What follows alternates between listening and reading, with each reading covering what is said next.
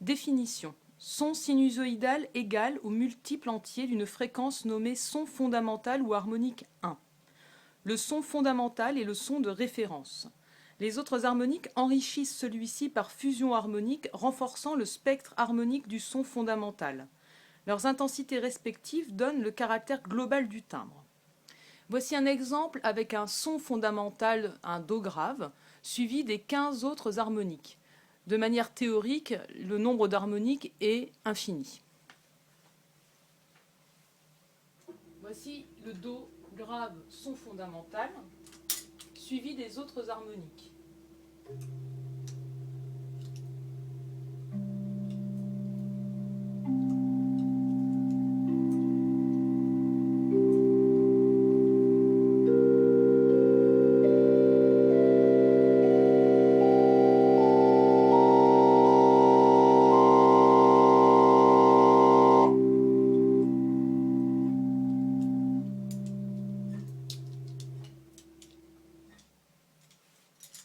Pour les entendre de manière plus simple sur un piano, pas un piano numérique, mais un piano avec des cordes, on peut par exemple, si on veut entendre le sol, l'harmonique numéro 6, libérer l'étouffoir, libérer la corde de son étouffoir, donc en actionnant la mécanique sans que le marteau frappe la corde.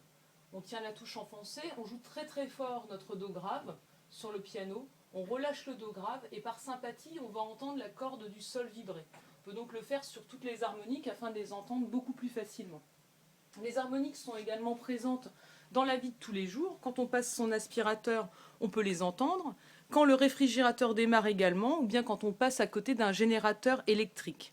Il est donc très facile finalement de les entendre dans la vie de tous les jours. Alors, des petits détails à noter qui sont intéressants. On peut fabriquer la fondamentale en jouant toutes les autres harmoniques. On fabrique ainsi une fondamentale qui n'est pas jouée réellement, mais qui est fabriquée par synthèse grâce au reste des harmoniques. C'est ce qu'on appelle l'effet de résultante. Cet effet, on l'a régulièrement, on s'en sert très régulièrement à l'orgue, notamment par exemple ici sur mon instrument, si je veux fabriquer un jeu de 16 pieds à la pédale que je n'ai pas. Là, au pédalier, j'ai un jeu de 8. Je peux éventuellement fabriquer un 16 en jouant en même temps la quinte.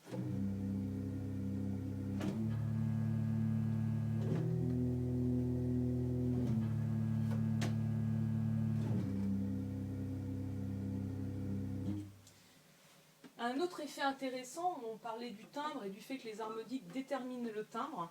Il y a sur l'orgue un jeu qui s'appelle le jeu de cornet, qui permet de renforcer la fondamentale à l'aide d'autres harmoniques et donc de fabriquer un timbre particulier. Par exemple, sur une fondamentale de sol, je vais ajouter au-dessus l'octave, la quinte, la double octave et enfin la tierce.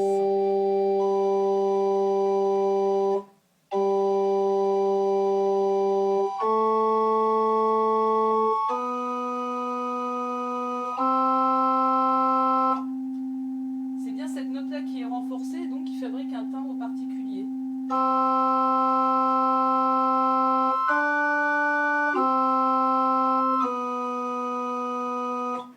Alors pour exemple, un jeu de cornet sur un orgue qui en possède un.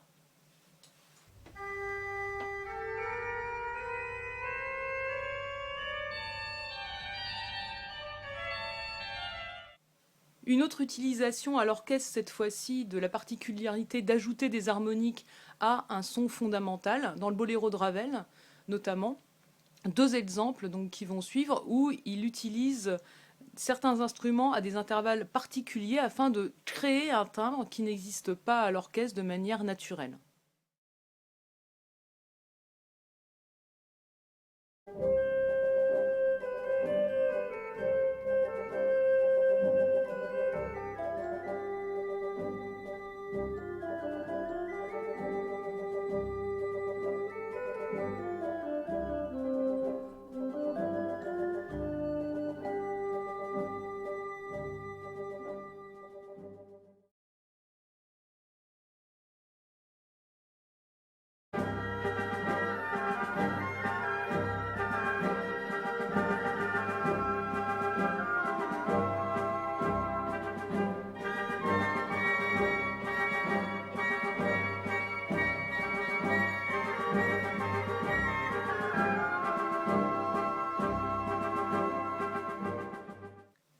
Alors la question qu'on peut se poser, c'est à quoi ça peut bien me servir de savoir tout ça sur les harmoniques quand je suis à l'orchestre. Alors ça sert notamment pour régler les accords. Quand on a un accord à l'orchestre avec tous les instruments, un accord fortissimo par exemple, si tout le monde joue sa note fortissimo, eh bien ça ne marche pas. L'accord ne fonctionne pas et souvent c'est faux et on n'y arrive pas. Alors je vous montre un exemple sur 4 accords où on voit que la place des notes, leur place dans la série harmonique a une importance. Alors sur l'accord parfait majeur, prenons un accord de Do majeur. Les sons qui sont importants, c'est bien sûr le son fondamental, notre harmonique 1, la quinte, l'harmonique 3, et la tierce majeure, l'harmonique 5. La tierce majeure, qu'il faudra jouer moins fort que les deux autres pour faire sonner l'accord. Sur un accord de septième de dominante, on a toujours notre accord parfait majeur ici, et j'ajoute la septième mineure qui elle est l'harmonique 7, donc c'est celle-là qu'il faudra jouer encore moins fort que la tierce. Une neuvième de dominante, on rajoute l'harmonique 9. Donc également sur celui-là, on voit que c'est l'harmonique 1 et 3, le Do et le Sol qui devront être joués suffisamment fort, puis moins la tierce, moins la septième et moins la neuvième. Sur un accord de septième majeur, maintenant, Do, Mi, Sol, Si bécard.